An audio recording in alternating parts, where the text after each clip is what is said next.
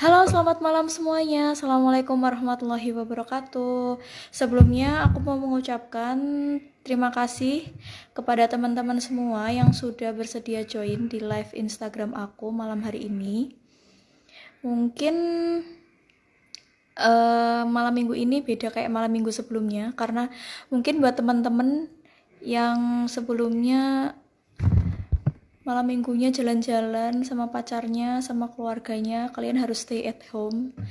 Dan di sini aku bakalan menemani malam minggu kalian. Hari ini aku nggak sendirian karena hari ini kita bakalan sharing-sharing sama salah satu teman aku. Dia seorang konselor psikologi, dia sarjana psikologi, ganteng, terus baik hati, tidak sombong, suka menabung, jomblo lagi.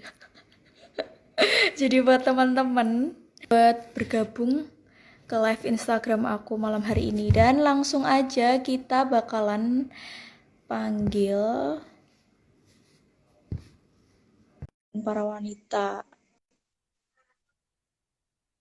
Oke, sebentar ya, kita tunggu dulu. Terus untuk teman-teman yang yang tadi belum sempat nulis di kolom pertanyaan yang udah di-share aku di Instagram maupun di-share Adi di Instagram, kalian bisa tanya pertanyaan kalian di live Instagram ini. Jadi kalian selama live ini berlangsung, kalian bisa tanya-tanya ke kita. Kalian mau sambat apapun, bisa banget. Terserah kalian mau cerita apa aja. Aduh, ini terganggu oleh sinyal kayaknya.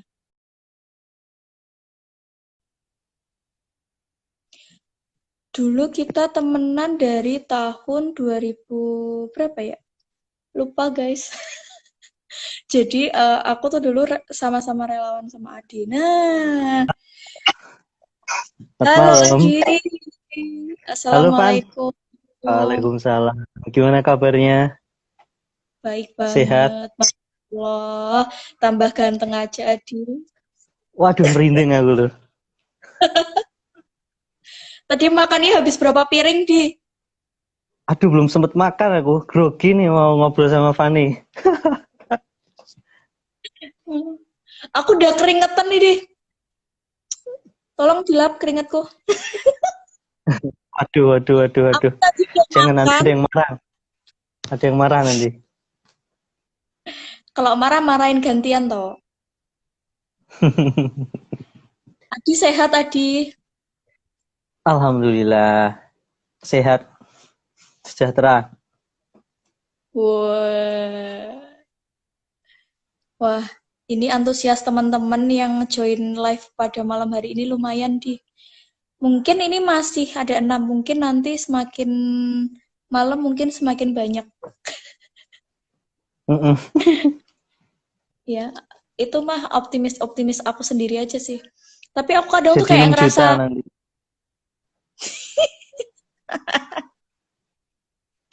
aku tapi sempat deg-degan tau. Karena aku biasanya kayak misalkan live Instagram tuh tidak berfaedah ya. Kadang tuh kayak live Instagram tapi nggak ada muka aku. Terus live Instagram tuh cuman aku live lagu-lagu doang, kayak gitu loh. Terus aku kepikiran, kayaknya aku pengen live yang berfaedah dan bermanfaat buat temen-temen yang lain. Mungkin kamu kalau misalkan aku curhat langsung ke kamu kan mungkin kamu bosen di yang dicurhatin itu terus. Enggak. Makanya kan Santai, kalau kayak santai. gini aku sambil menyelam minum air ya, diam-diam Mm-mm. curhat. Padahal, aduh, Ya, hari aduh. ini kita ngobrolin krisis nih ya. Mm-mm. Jadi ceritanya tuh kayak gini. Aku tuh beberapa waktu yang lalu itu, aku tuh sempat bikin Mm-mm. Q&A di Instagram. Rencananya tuh mau aku jadiin YouTube gitu loh. Aku jadiin konten YouTube. Mm-mm. Sebenarnya case aku tuh udah jadi, tapi aku ngerasa kayaknya aku gak pas deh kalau misalkan aku yang sharing kayak gitu kan. Karena kan menurut aku, pengetahuan aku tentang psikologi orang kan kurang. Mungkin kalau aku sharing sama orang yang dari psikologi kan mungkin lebih pas kali ya kayak gitu. Aku kepikiran kayak gitu. Terus dari Q&A itu, aku tuh kayak tertarik sama salah satu saran dari orang itu tentang ini gitu quarter apa Oh, di quarter quarter life crisis. life Krisis, crisis. wah. Itu kayak berat banget gitu loh. Jadi selama ini tuh aku kayak kalau ngasih Q&A di Instagram tuh jawabannya nyeleneh-nyeleneh. Dan ada satu orang yang mengagetkan sih buat aku. Dia bisa komen kayak gitu. Wah, itu membuat aku terinspirasi banget sih. Alisnya narasumber cum. Aduh, siap. Ini Aduh, temen ini yang komen ini. Kalau itu nalarnya yang junjing itu. komen kok cowok di. Canda ya. Hah? Gimana? Sayang kok yang ngomen kamu kok cowok di. Iya, Bentar. ini krisis aku.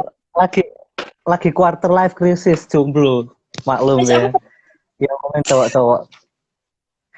Gimana nih? Kok jadi nggak fokus nih kita ngobrol apa nih? ngomongin alis. Nah, tadi sampai mana? Sampai alis Aduh, junjing. iya sampai alis. Nah, kayak gitu. Jadi tuh terus akhirnya dari Q&A itu sebenarnya beberapa pertanyaan itu, saran-saran itu tuh menggabung jadi satu menjadi quarter life crisis ini. Nah, terus aku bikin podcastnya, tinggal aku edit nih.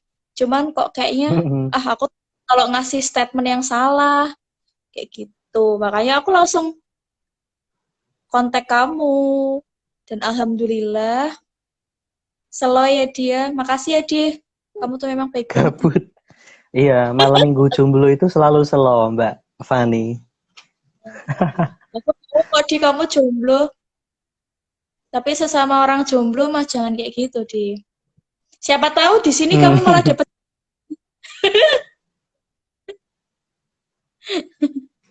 Siapa Nah, tahu. ya makanya tuh. Namanya juga usaha tuh. Nah, terus kan sempet kan kita kan kayak nge-share di story gitu kan. Kita nge-share kira-kira teman-teman followers kita, walah followers kayak followers kita tuh ribuan aja ya. Teman-teman followers kita tuh mau sambat apa gitu loh. Kita kan memfasilitasi teman-teman yang pengen sambat tapi nggak punya teman sambat. Baik kan ya kita? Ya Iya, ampun. iya. Kita baik tapi kok kayak gini ya. Nah, kayak gitu. Nah, terus Iya. dari beberapa pertanyaan itu tuh kayak yang apa ya? Kayak aku ngerasanya relate gitu loh, kayak aku pernah merasakan hal kayak gitu gitu. Kayak misalkan aku kan sempet kan ya kayak baca-baca beberapa kayak artikel kayak gitu kan tentang quarter life crisis itu. Terus aku sempat baca-baca gitu. Kok aku ngerasa nggak yo aku tuh kemarin waktu aku ngerasa kayak nggak bisa tidur, kayak gelisah gitu tuh apa ya termasuk dalam quarter life crisis kayak gitu. Tapi aku ngerasanya aku fine-fine aja kayak gitu. Tapi aku Iya. ada temen yang memang bener-bener dia tuh bener-bener insom banget gitu loh. Ah, masa sih kayak gitu. Tapi kan ngomong-ngomong quarter life crisis itu ada sih beberapa pendapat yang berbeda-beda kayak misalkan dari segi umur, terus apa namanya Iya. tandanya itu tuh sebenarnya itu kayak tiap orang itu berpendapatnya beda-beda gitu. Ada yang menyatakan Iya. bahwa dari usia eh, 21 ke atas kayak gitu. Terus aku mikir kalau 21 ke atas, ndak yo aku mengalami ini, ndak yo kecepatan. Aku merasa aku mengalami hal-hal kayak gitu tuh kayak sebelum Berapa? usia 12 20 tahun. enggak lah. 12 tahun berarti kelas berapa ya? Soalnya aku aja kuliah itu 17 tahun tuh semester 2 di. Iya. Berarti aku, nah itu. Kayak aku sejak kuliah, aku kayak ngerasain hal-hal kayak gitu loh. Aku sempat-sempat baca artikel kayak gitu. Cuman, Iya. menurut aku sendiri ya, kayak aku ngerasain hal itu, tapi menurut aku masih bisa mengontrol.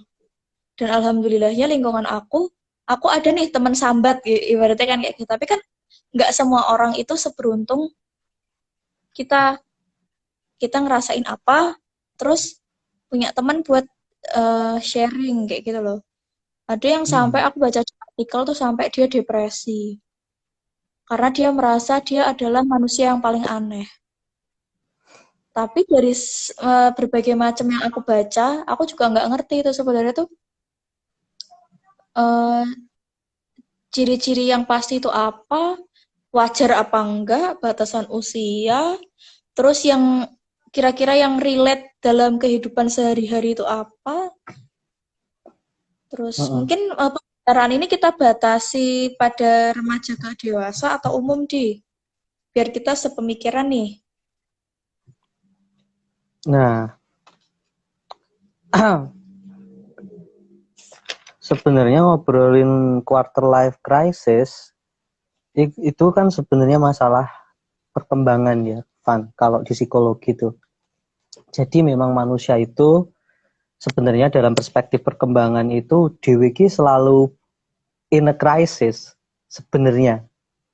Nah, cuma kenapa kemudian quarter life crisis itu jadi perdebatan ya? Sebenarnya umur berapa itu dimulai dan dampaknya kepada setiap orang yang berbeda-beda itu memang karena krisis seperempat hidup, quarter life crisis itu sebenarnya proses yang otentik. Jadi setiap orang pasti mengalami itu di fase umur pasti yang berbeda. Ada yang 19 tahun sudah merasakan, ada yang 23 tahun, ada even 29 tahun. Nah, maka sebenarnya batasan quarter life crisis itu bukan umur. Tidak ada riset yang betul-betul membatasi. Oh, di umur ini orang akan mengalami quarter life crisis. Nah, tapi dari kata quarter life ini memang muncul rata-rata pada seperempat hidup seseorang. Rata-rata nih, kalau Dewi ngomong rata-rata ya rata-rata di usia remaja akhir atau dewasa awal. Remaja akhir itu ya sekitar usia 18, 19 itu masuk remaja akhir atau dewasa awal. Jadi awal-awal 20-an hingga usia 25-an. Kalau quarter life crisis sendiri secara bicara letterlek book ya sebenarnya definisinya bisa banyak. Tapi kalau bicara yang bisa kita relate sebenarnya dia itu krisis emosional. Karena yang bergejolak itu di sini. Yang Iya bergejolak sih. di hati. Krisis emosional. Jadi quarter life crisis itu sebenarnya satu periode di mana seorang individu itu mengalami suatu krisis emosional. Nah, apa wujudnya? Dia bisa merasa insecure, cemas, bingung, merasa terjebak, merasa ragu, merasa sedih, merasa cemas. Nah, jadi itu tanda-tandanya. Orang sebenarnya mengalami quarter life crisis. Dan periode itu muncul ketika dia mulai beranjak dewasa. Itu sih. Nah, Terus kan gimana nih? Bantu aku elaborasi, kira-kira apa yang perlu dibedah nih?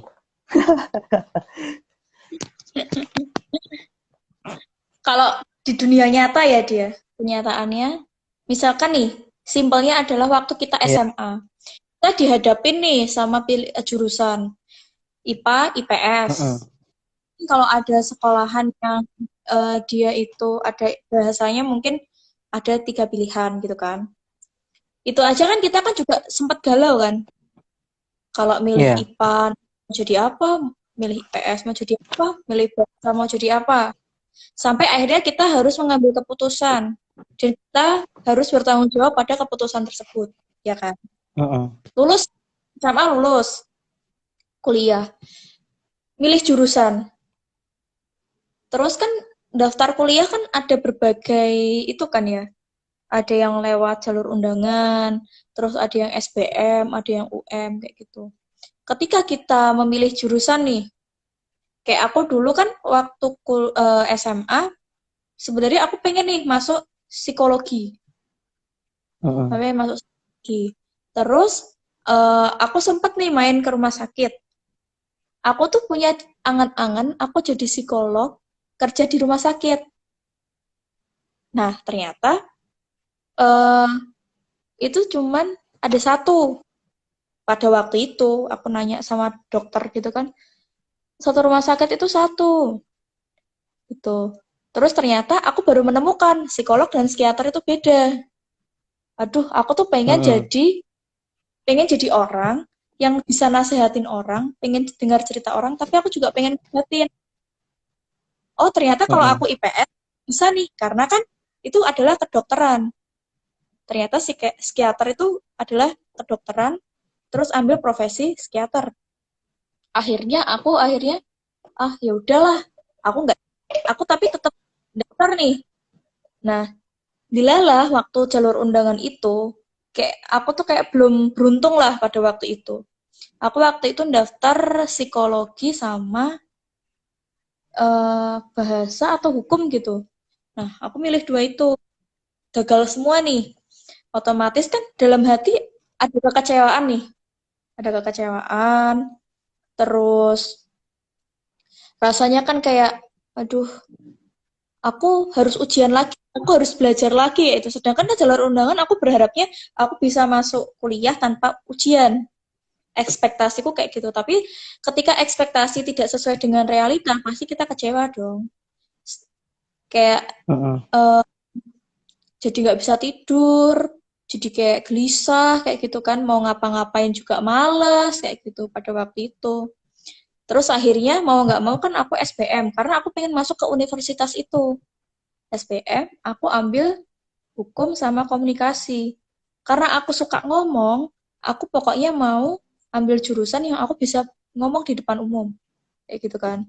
Sebenarnya aku pengen banget komunikasi, tapi passing grade-nya pada waktu itu lebih tinggi hukum dari komunikasi. Nah, akhirnya aku kan milih pilihan pertama hukum, pilihan kedua komunikasi. Dan ternyata keterima nih pada waktu SBM kayak gitu.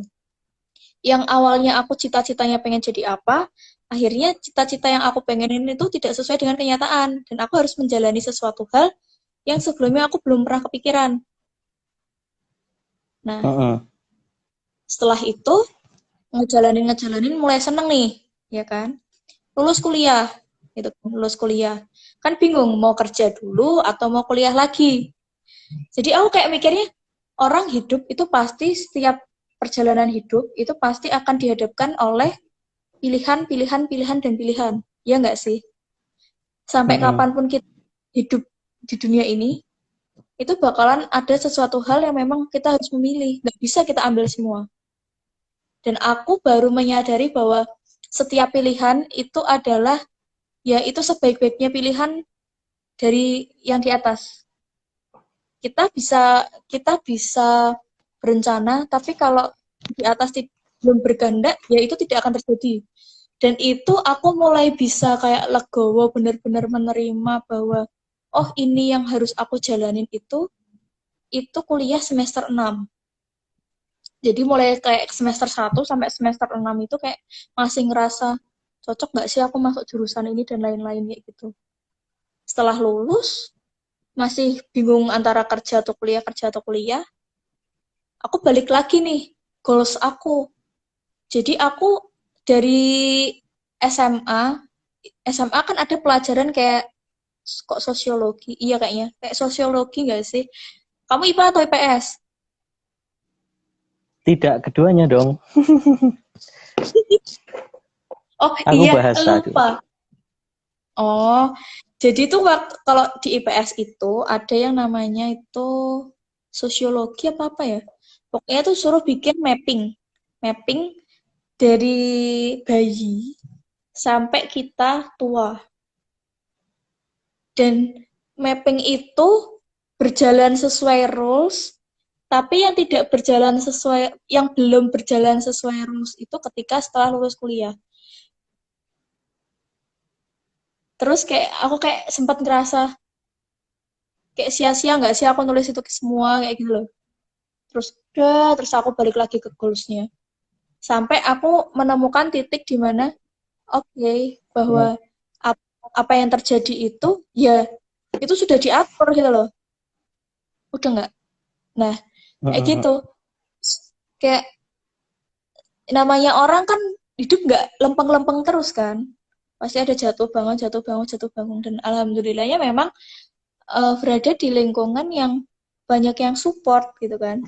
Tapi dengan awamnya aku nih berposisi sebagai orang awam yang tidak tahu quarter life crisis ya.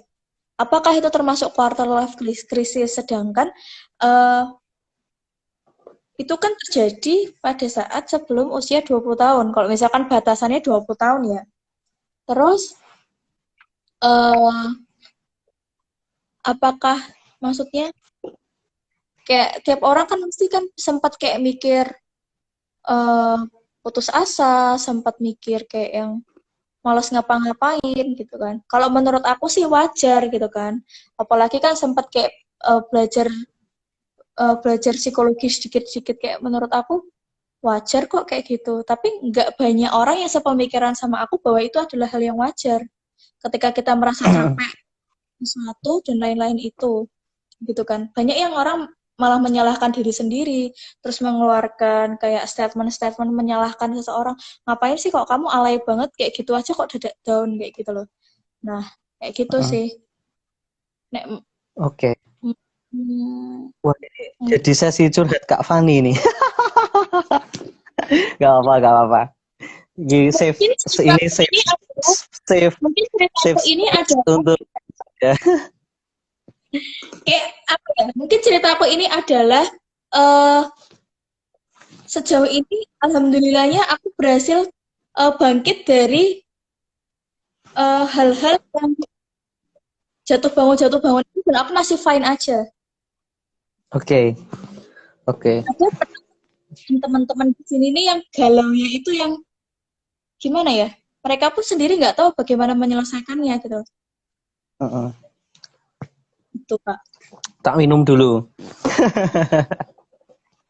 Padahal yang cerita aku Kak. Oke. Jadi gini, atau Kak Fani jangan-jangan belum masuk quarter life crisis ini ya?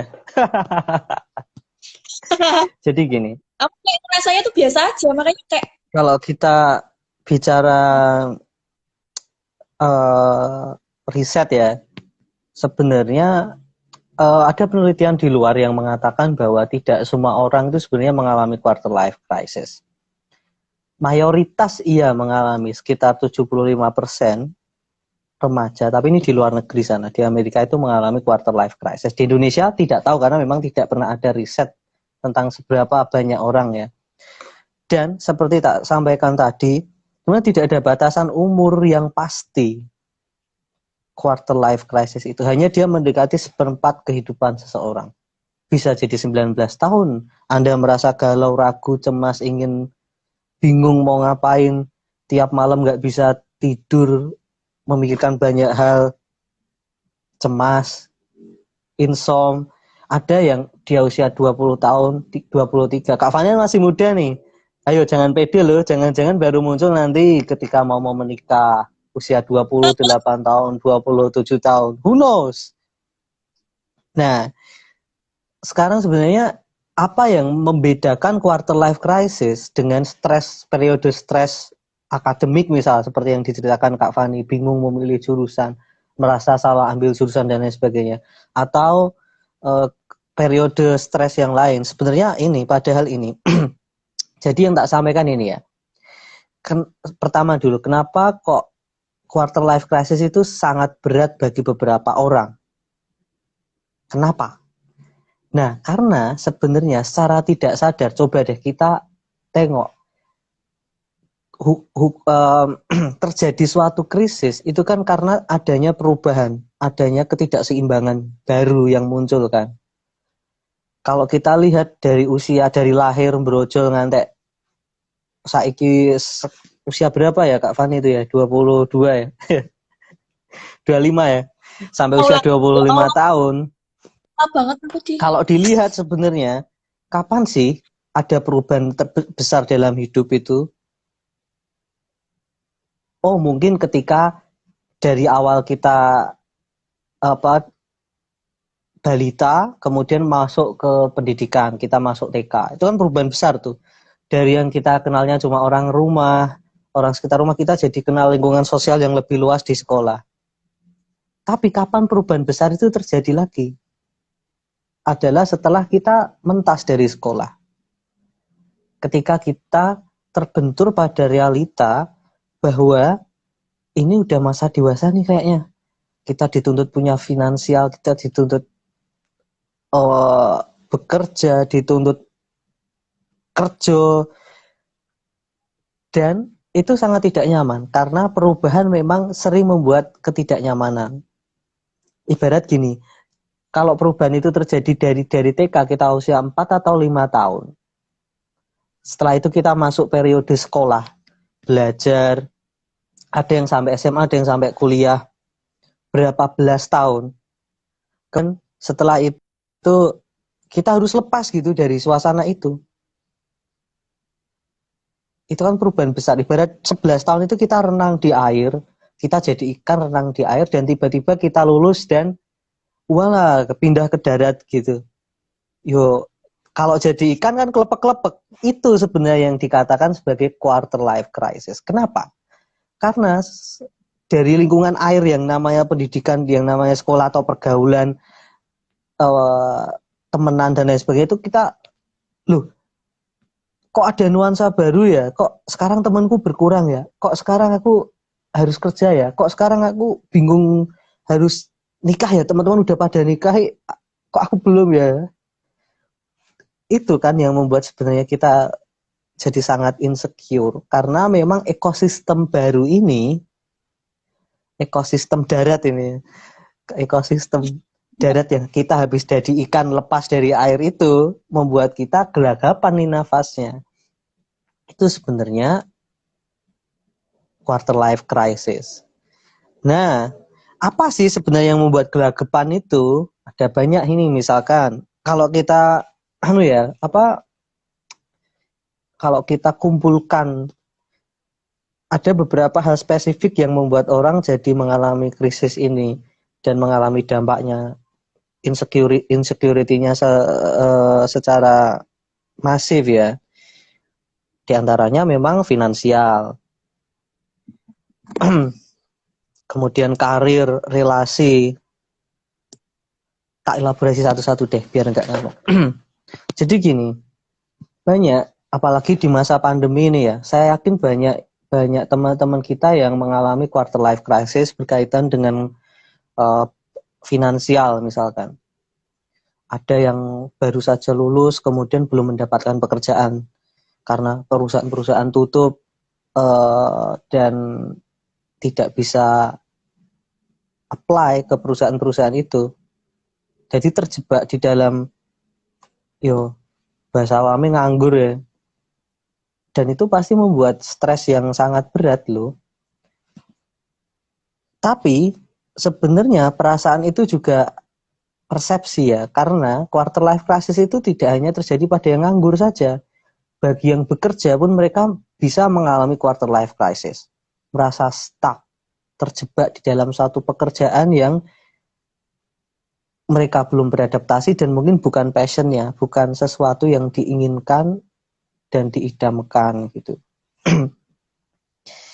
Maka sebenarnya ciri-ciri lain dari orang yang mengalami quarter life crisis adalah sering membandingkan dirinya, selain tadi sedih, stres, cemas, insecure dan lain sebagainya. Rata-rata banyak orang yang mengalami quarter life crisis itu membandingkan dirinya dengan orang lain. Itu terjadi juga padaku. Oh, lihat temanku yang wah kok kayaknya dia pekerjaannya oke ya, secara tuntutan kerja sesuai dengan passion dia, dengan gaji yang lebih atau Atau orang lain mungkin membandingkan, kok dia bekerja ya, kok aku belum, dan lain sebagainya. Di dalam krisis itu kan, kalau namanya krisis mesti kondisinya kan nggak bagus ya, nggak nyaman. Rumput tetangga akan selalu lebih hijau.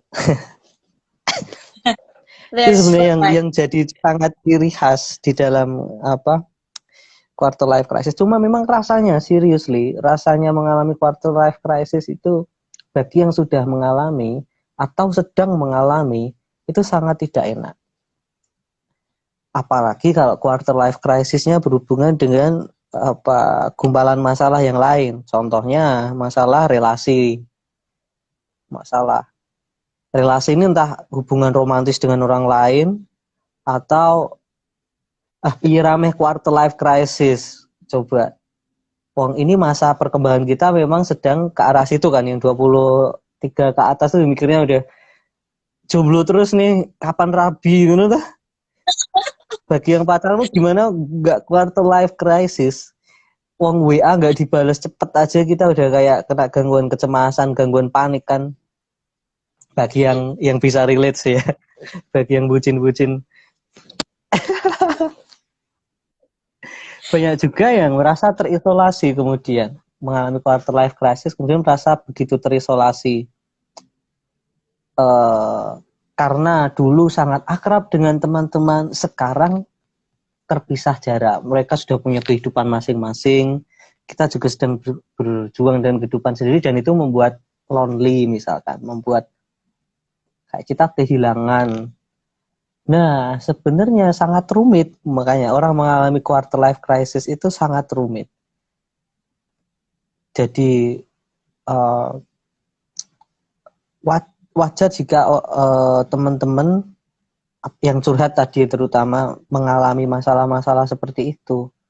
Kok aku umur segini aku belum jadi apa-apa ya? Kok aku usia segini malu aku cemas, apakah aku akan punya jodoh suatu hari nanti? Dan ketakutan itu yang muncul tiap malam kan, mau tidur terpikir jadi insomnia dan lain sebagainya. That is quarter life crisis. Aduh, aku Ngalamin nggak tuh merinding. Mbak Fani tuh yang kayak gitu tuh? Aku merinding. Ini masalahnya malam minggu deh. Kayak jomblo tuh, jomblo-jomblo di luar sana tuh pada kalau misalkan malam minggu tuh berdoanya apa? Udan, udan, udan, udan, udan.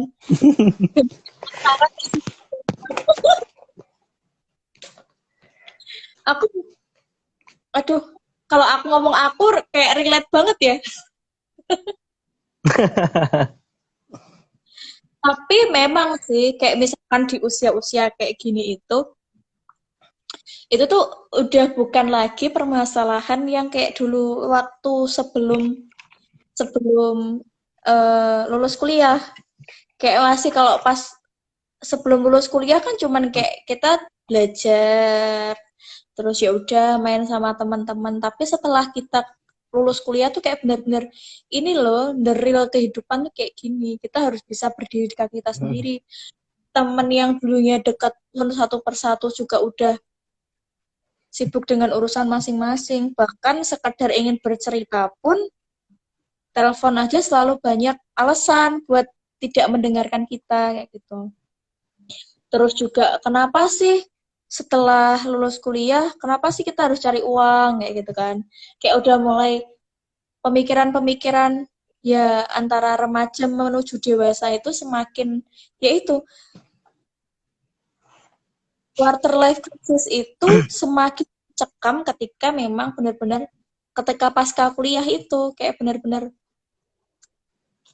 kita mau cerita sama orang juga ya antara menyelesaikan masalah atau malah menambah masalah itu kan yang kadang kita sendiri bingung nih mengkotak-kotakannya gitu. Apalagi di usia-usia seperti ini yang misalkan nih, anggaplah misalkan kita kalau misalkan mudik ke kampung halaman. Orang pasti kan nanyain kuliah di mana, semester berapa, kok nggak sidang-sidang. Nanti kalau udah sidang kok nggak wisuda-wisuda, setelah wisuda kok nggak kerja, setelah kerja, kok kerja terus, kapan nikah? Setelah nikah, kok belum punya anak? Dan pertanyaan-pertanyaan lain yang netizen omongin, yang mereka pun sebenarnya tanpa mereka sadari, itu tuh semakin membuat mencekam kita di usia-usia life crisis kayak gini gitu kan. Terus Mm-mm. apalagi yang ngerasa nggak pede sama dirinya sendiri.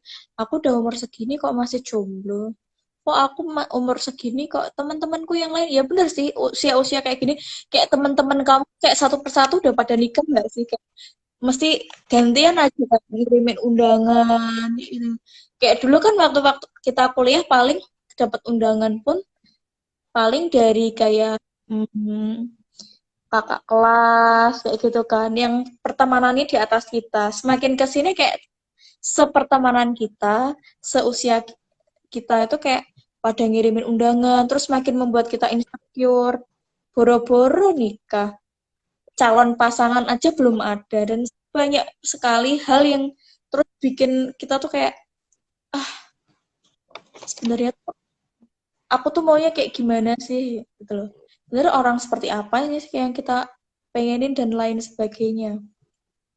Terus setelah itu juga banyak hal lain yang misalkan semakin bertambahnya usia, semakin banyak problem-problem yang kita sendiri itu nggak duga-duga. Dan orang tuh antara siap nggak siap, kadang orang tuh banyak nggak siapnya. Tapi menurutmu kayak orang kayak sebenarnya mereka itu masuk ke tanda-tanda quarter life crisis nih, tapi mereka tidak menyadari. Dengan ketidakmenyadarinya mereka, mereka nggak tahu bagaimana mereka keluar dari zona ketidaknyamanan mereka itu. Kan otomatis dong Mm-mm. kita merasakan sesuatu yang nggak nyaman, masa kita mau di situ terus kayak gitu loh. Pasti kan kita harus keluar dari zona kayak gitu, gitu. Iya. Jadi kita akan membahas gimana nih caranya keluar gitu. Keluar dari krisis. Nah, jadi sebelum menjawab itu, ini kita bakalan bahas nih.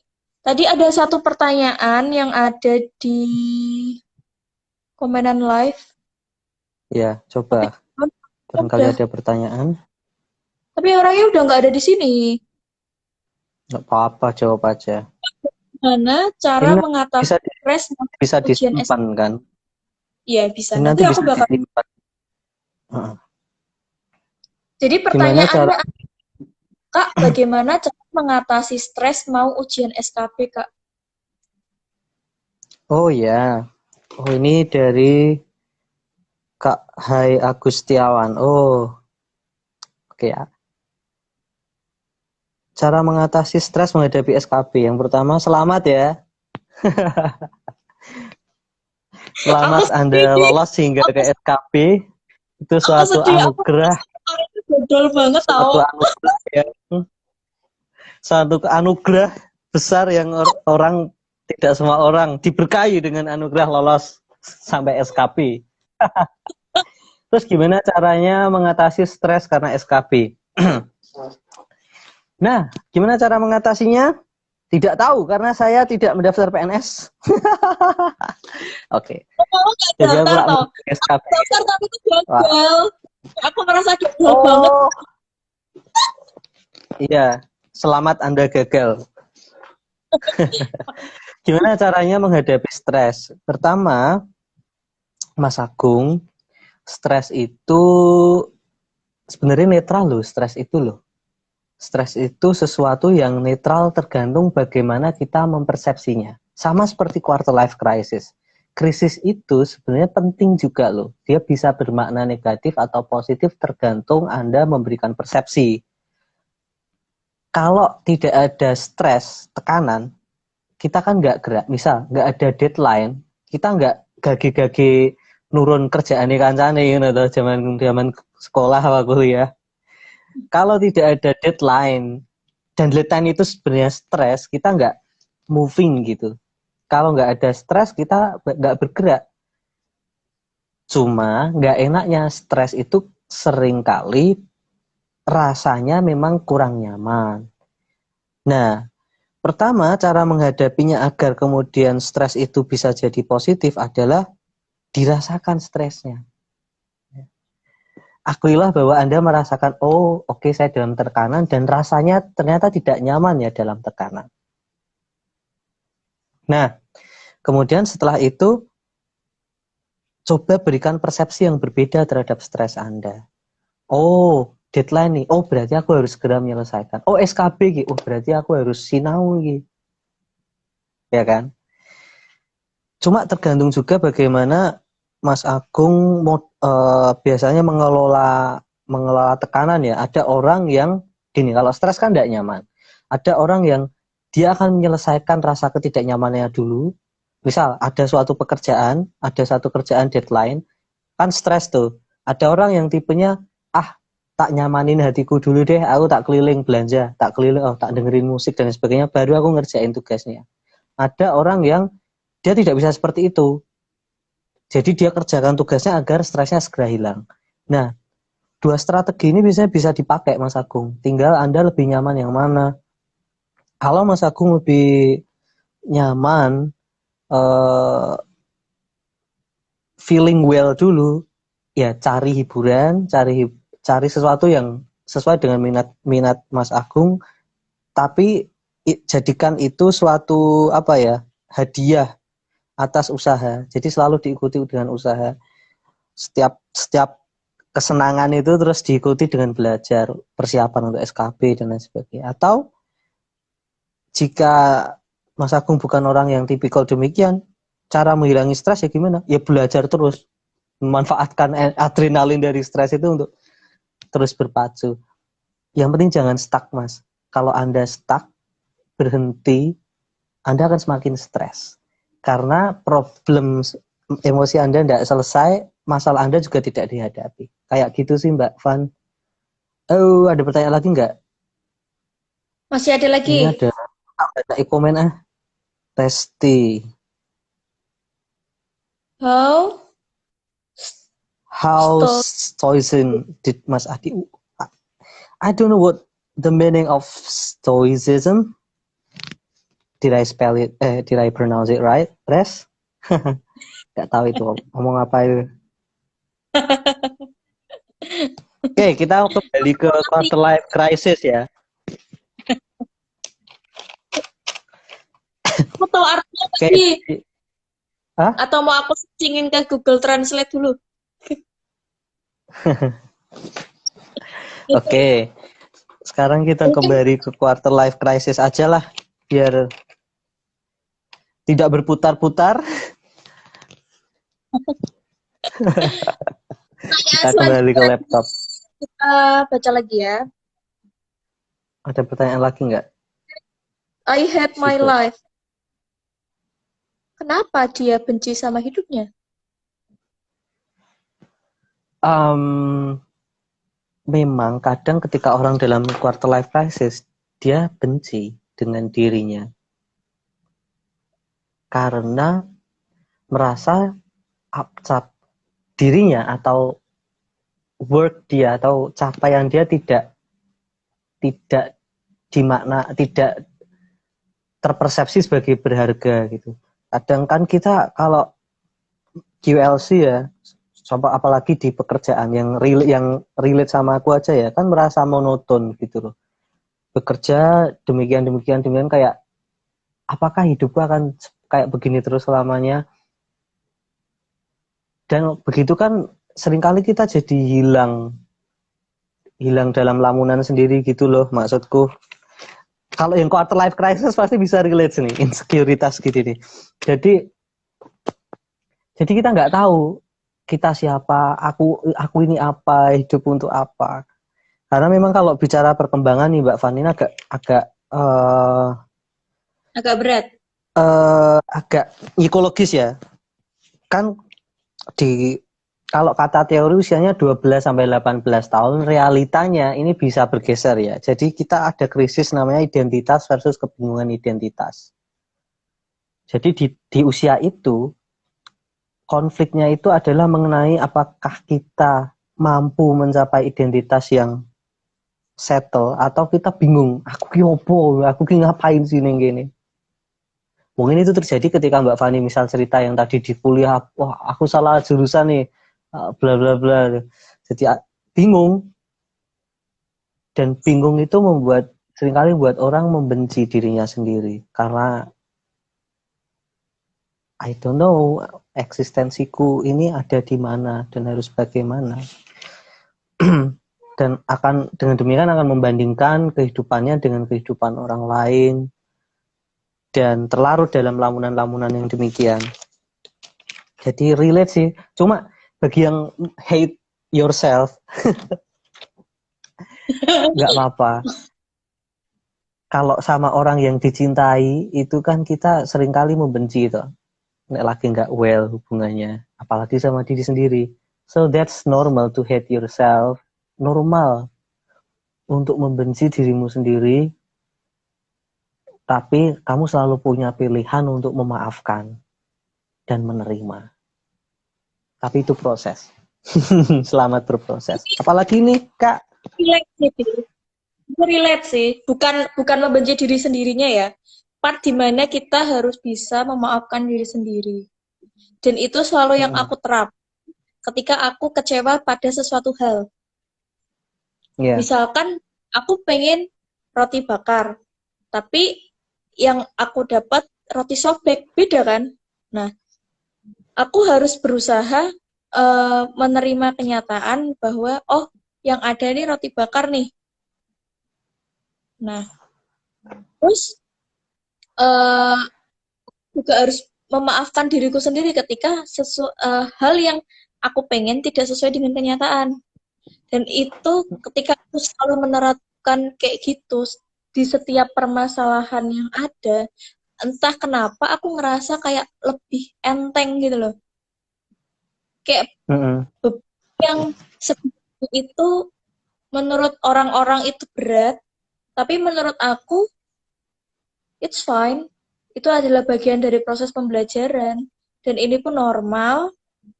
Dan cuma memang proses menerima itu pasti melalui misuh sih ya. What the fuck yang terjadi, karena rasanya nggak enak, seriously.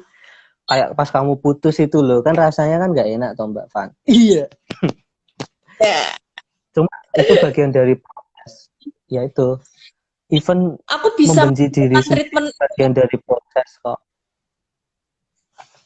Makanya itu, aku menemukan treatment itu aja ketika aku lulus kuliah. Ketika permasalahan hidup setelah lulus kuliah tuh lebih berat daripada sebelumnya. Karena kita dihadapkan dengan pilihan yang mana menurut aku adalah pilihan yang wajar ada di fase orang dewasa. Dan aku sudah mulai memasuki fase-fase menuju dewasa itu kayak gitu loh. Dan kerasanya adalah kalau bukan kita sendiri, siapa lagi yang mendukung? Kayak gitu sih. Terus membenci diri sendiri, ya mungkin memang nggak apa-apa kali ya dia. Seperti apa kamu omongin. Tapi gimana sih caranya biar kita nggak membenci diri sendiri gitu. Kalau aku pernah menemukan kayak kita selalu bicara dengan diri kita sendiri. Kalau aku sih lebih suka genuine ya, apa adanya. Karena kenapa kamu tidak boleh membenci dirimu sendiri? Yang tidak boleh menurutku adalah membenci dirimu sendiri selamanya. Karena akan ada masa di mana yaitu jika membenci diri sendiri itu dianggap sebagai sebuah krisis atau sebuah hal yang negatif, itu sebenarnya hal yang memicu juga loh. Karena dengan itu Anda bergerak menuju sesuatu. Jika Anda tetap mempersepsi bencimu terhadap diri sendiri itu sebagai bentuk pertumbuhan. Jadi, nek aku, karena gini, ketika kamu sedih, kan kamu tidak akan bisa relate dengan orang yang mengatakan jangan sedih. Wong lagi sedih. Ketika kamu bahagia, tidak bisa dong tiba-tiba kamu akan sedih gitu. Karena itu yang at the moment dirasakan dan bisa relate, maka aku sih tidak masalah sebenarnya. Whether you hate yourself, kamu benci dirimu sendiri, atau duduk Fanny yang nanya tadi ya. Entah kamu benci Bukan diri sendiri atau aku aku, tapi mencintai diri sendiri deh. that's not forever gitu. Karena perasaan tuh berlapis-lapis. Kayak tadi loh, nggak mungkin kamu benci kalau nggak cinta diri sendiri kok. Gitu. Apalagi kalau misalkan ditinggal lagi pas sayang-sayangnya ya di rasanya tuh benci banget.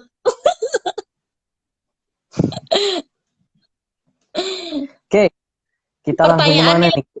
Nih, aku kadang merasa pertanyaan takut dengan pasangan. Ada yang tanya nih, Di. Aku kadang tak aku kadang merasa takut gak dapat pasangan. sama, aku juga ngerasa hal yang sama. Jadi kita ada temen deh kamu. Kalau aku merasa hal yang sama kok. 24 tahun dan masih jomblo. Kita in the same insecurity sebenarnya. Kita merasa insecure bersama-sama, dan that's okay. Kita hanya sedang bertumbuh dan melalui fase itu. Tetap yakin aja bahwa mungkin ini terasa besar benar sekarang bahwa kita nggak mungkin punya pasangan atau gimana, tapi ini di dunia perubahan itu terjadi setiap saat dan setiap hari. Itu santai, Dan aku juga sebenarnya ngerasain yang sama, nyaman dan tidak nyaman, dan dia nggak apa-apa. It's okay untuk merasa nggak nyaman karena nggak punya pasangan. It's okay. dan sebenarnya tuh kita nggak perlu takut nggak punya pasangan. Soalnya pasangan yang tepat datang tidak di waktu yang cepat. Wah, ini nek nggak perlu takut ini sebenarnya takut ini karena habis mengalami hal yang nggak enak ini. Wah, ini paksi ini 24 tahun jomblo ngece. Iya, Pak, tapi itu fakta, Pak. Hmm, Nah, Oke. Terus kita kemana nih? Gimana biar segera lepas dari krisis? Atau ini mau masih bahas apa lagi nih? pertanyaannya mau Oh, dijawabin masih semua ada. atau masih banyak, Oh Pak? iya, kita bahas kilas yuk. Nah, terus ada lagi nih. Jadi kemarin pas ulang tahun sampai takut kalau ada yang ngucapin berasa udah tua tapi belum apa nih? Belum menjadi apa-apa. Ada yang takut Kak ulang Eh, tahun. Aku malah kalau misalkan ulang tahun aku deklarasiin bahwa aku mau ulang tahun. Jangan lupa kadonya.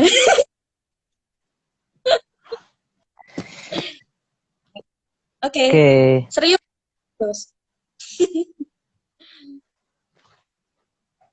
ya itu untuk aku secara perasaan bisa relate ya, karena eh, kadang kan tadi kecemasan itu ada di tataran persepsi dan perasaan ya. Jadi nggak peduli bahwa yang kamu pegang itu emas atau istana atau pekerjaan yang bagus apapun, once kita anxious aja gitu. Sekalinya kita merasa stuck di pekerjaan yang sebenarnya dalam persepsi orang itu ya tetap cemas aja. Uh, atau ketika belum bekerja, belum lulus, belum jadi apa-apa, ya pasti cemas. Dan menurutku itu normal, ketakutanmu normal, dan justru jadikan ketakutan itu sebagai stres yang positif ya, sebagai tekanan yang positif untuk terus bergerak dan menjadi sesuatu. Cuman sesuatu ini jangan selalu berdasarkan standar sosial, bahwa harus begini, tuntutannya begitu. Enggak. Fermentasi tape dengan fermentasi yogurt dengan fermentasi apalagi yang fermented itu, tempe itu pasti berbeda karena dia yogurt, dia tempe, dan dia tape. So stop comparing diri sendiri dengan orang lain karena prosesnya berbeda. Dan belum tentu yang berproses dengan cepat akan finish lebih cepat gitu.